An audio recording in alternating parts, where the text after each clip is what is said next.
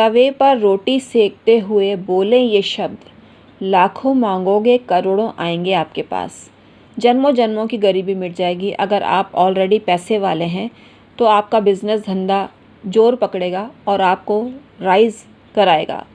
आपकी तरक्की और बरकत होनी चालू हो जाएगी। आप जानते ही हैं, रसोई घर को माँ अन्नपूर्णा का मंदिर माना जा सकता है। माना जा सकता है क्या है? रसोई घर माता अन्नपूर्णा का मंदिर होता है और उसकी शुद्धता और पवित्रता आपको रखनी चाहिए। लेकिन आजकल की जनरेशन इन सब बातों को नहीं मानती है। हालांकि साफ़ सफाई तो बहुत होती है उनके घर में, लेकिन कुछ ऐसी नेगेटिव थिंकिंग उनकी होती है जिसकी वजह से उनकी बरकत रुक जाती है और उनके जीवन में संघर्ष प्रारंभ हो जाता है। तो आज हम आपको बताने वाले हैं ऐसे क्या शब्द रसोई घर में रोटी को सेकते हुए बोलें जिससे आपकी समृद्धि चालू हो जाए, आपके हर काम बनने लग जाए। छोटे से छोटे काम भी अगर आपके विलम्ब से पूरे होते हैं तो चुटकी बजाते ही आपका काम हो जाएगा, आपको समृद्धि मिल जाएगी। Hi everyone, my name is doctor Umashree. मेरे चैनल में आपका व्यूवर सब्सक्राइबर बहुत बहुत स्वागत है। आप यूं ही फलीभूत होते रहें, तरक्की को प्राप्त करते रहें, ये मैं ब्लेसिंग्स आपको नित्य देती रहती हूँ। इसी तरह से आपकी समृद्धि होती रहे, आपको बरकत मिलती रहे और आपके हर काम चुटकियों में बनते रहें।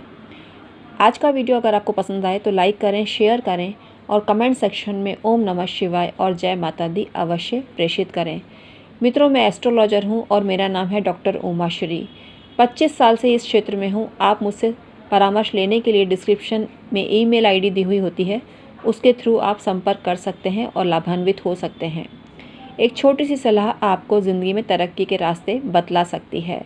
हमारे उपाय इतने चमत्कारी होते हैं, जिनको भी हमने सलाह दी है, जिनको भी हमने रास्ता दिखाया है ज्योतिष के ज़रिए, उनको सभी को फ़ायदा हुआ है, तो आपको भी अवश्य ही होगा। तुरंत संपर्क करिए। आइए आज का वीडियो शुरू करते हैं जो आपके बहुत काम आने वाला है। मित्रों, कई घरों में ऐसा होता है जब रोटी आवश्यकता से अधिक बनाई जाती है और रोटी सेकने से ज़्यादा ये महत्वपूर्ण है कि आपको ये पता चले कि आटा कितना गूंदना है। जितने आपके घर में सदस्य हैं उनकी भूख भी मिट जाए और 1-2 रोटी ज़्यादा बन जाए। इससे ज़्यादा अगर आपके घर में बनती है तो रोटी अगर आप फेंक देते हैं, गाय को नहीं देते हैं, फेंक देते हैं, ऐसे ही डालते हैं, तो आपके घर में घोर कष्ट आता है। ये इसके लिए आपको तैयार होना चाहिए। रोटी फेंकने से घोर कष्ट आता है, ऐसा शास्त्रों में निहित है। अगर आप कोई रोटी सिकी हुई है और उसके आर पार कोई होल हो जाता है, यानी छेद हो जाता है, छिद्र हो जाता है, तो किसी व्यक्ति से आपका झगड़ा होगा, आपके घर में ही कलह होगा, ऐसा आपको मानना चाहिए। तो रोटी में कभी भी सिकी हुई रोटी में आर पार छेद नहीं होना चाहिए, छिद्र नहीं होना चाहिए। घर गृहस्थी की ऐसी बातें होती हैं जो आपको ज्ञात नहीं होती है। आपको ये ज्ञान सदैव होना चाहिए। आज की जनरेशन को ये ज्ञान प्राप्त नहीं होता है। घर में कभी भी झाड़ू सीधी नहीं रखनी चाहिए, वरना झगड़ा होता है घर में और घर के सदस्यों के ही बीच मलिनता व्याप्त हो जाती है। ये छोटी छोटी बातें होती हैं जो आपको माननी चाहिए, इनमें विश्वास रखना चाहिए। आज का वीडियो रोटी पर ही केंद्रित है, तो हम इसी पर केंद्रित करेंगे आज का वीडियो। रोटी का आटा लगाते समय उसमें आपको नमक डालना चाहिए और हल्दी डालनी चाहिए, चुटकी भर शगुन की। इससे आपके घर में पैसे की आवक बनी रहती है। इसके अलावा रोटी में दालचीनी का पाउडर डालते हैं तो आपको अत्यंत फ़ायदा मिलता है। आपकी समृद्धि और बरकत कई गुना बढ़ जाती है। आटा गूंदते समय घी का मोयन देते हैं तो आपको अत्यंत धन का लाभ होता है। आपका बृहस्पति मजबूत होता है, शुक्र भी आपका अच्छा हो जाता है। रोटी सेकते समय कभी भी नेगेटिव थॉट मन में न लाएं। अपने शत्रुओं के बारे में कोई भी चिंतन रोटी सेकते समय आपको नहीं करना चाहिए। इससे आप ही के जीवन में नेगेटिविटी व्याप्त हो जाती है और आपके सब कामों में बाधा उत्पन्न होती है। रोटी सेकते समय मानसिक जाप अपने कुल देवता का करें, कुल देवी का करें, तो आपको अत्यंत लाभ होता है। रोटी सेकते समय आपको शत्रु की इमेजिनेशन तो आपके सामने, आपकी ध्यान में नहीं लानी चाहिए। कोई नेगेटिव थॉट भी आपके अंदर आता है तो उसका असर आपके रोटी पर पड़ता है और रोटी घर के सभी लोग खाते हैं। तो जिस तासीर से आप या जिस मेंटलिटी से आप रोटी बनाते हैं वो शुद्ध और पवित्र होनी चाहिए।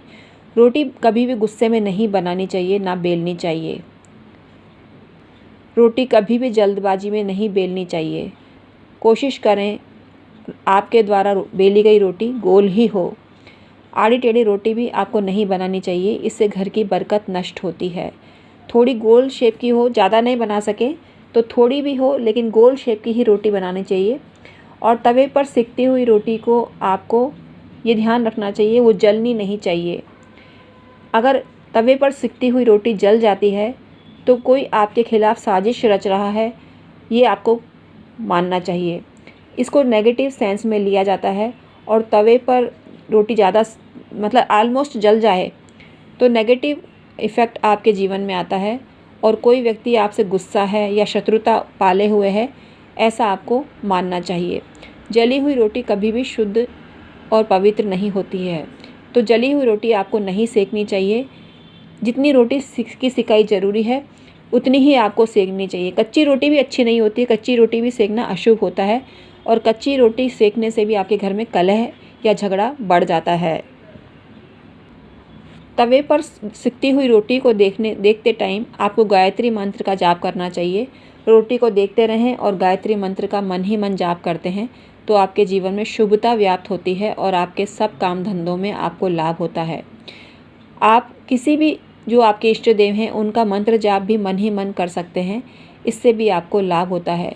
उन शब्दों को बुदबुदाएं जो पवित्र हैं। माता अन्नपूर्णा का जाप भी आप इस दौरान करते हैं रोटी सेकते समय, तो आपको अनंत गुना शुभ फल की प्राप्ति होती है और आपकी रोटी सेकना सफल हो जाता है। तो रसोई को माता अन्नपूर्णा का मंदिर माने। पितृ पित्रानी का वास भी आपके घड़े पर होता है, परिंदे पर होता है। उनको भी डेली नमस्कार करें, प्रणाम करें मन ही मन, तो आपकी समृद्धि और बरकत कई गुना बढ़ जाती है।